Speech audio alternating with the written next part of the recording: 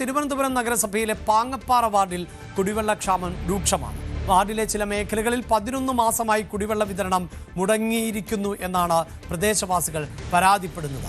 ഈ വേനലിലും ടാങ്കർ വെള്ളത്തെ ആശ്രയിക്കേണ്ട ഗതികേടിൽ ആണ് നാട്ടുകാർ.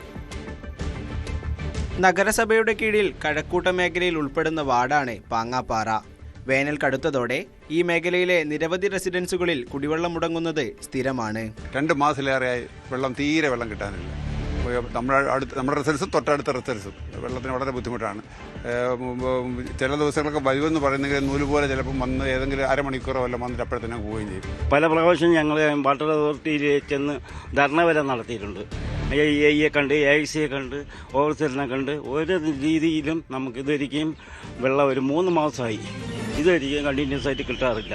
11 മാസമായി കുടിവെള്ളം സ്ഥിരമായി മുടങ്ങുന്ന മേഖലകൾ ഈ വാർഡിലുണ്ട്.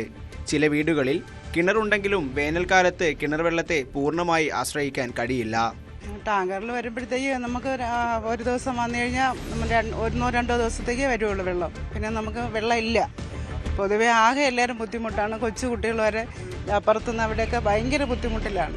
കുട്ടികളും പ്രായം കൂടിയവരും താമസിക്കുന്ന വീടുകളിൽ പ്രാഥമിക കാര്യങ്ങൾ നിർവഹിക്കാൻ പോലും വെള്ളമില്ലാത്തത് വലിയ പ്രതിസന്ധിയാണ്. മുകളിലൊരു വാൽവ് കൊണ്ടുവന്ന് വെച്ച് ആ വാൽവ് തുറക്കാൻ വരുമ്പോൾ പറയും ഇതാ ഇപ്പം വെള്ളം വരണം.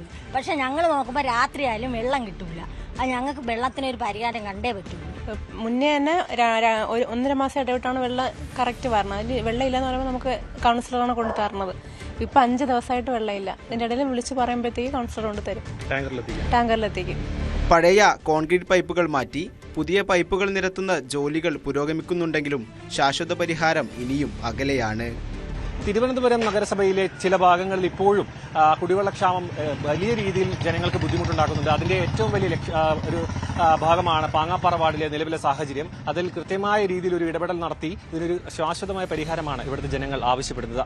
ക്യാമറാമാൻ ബിബിൻ മുരളിക്കൊപ്പം സാരംഗ് സുധാകരൻ, ന്യൂസ് 18 തിരുവനന്തപുരം.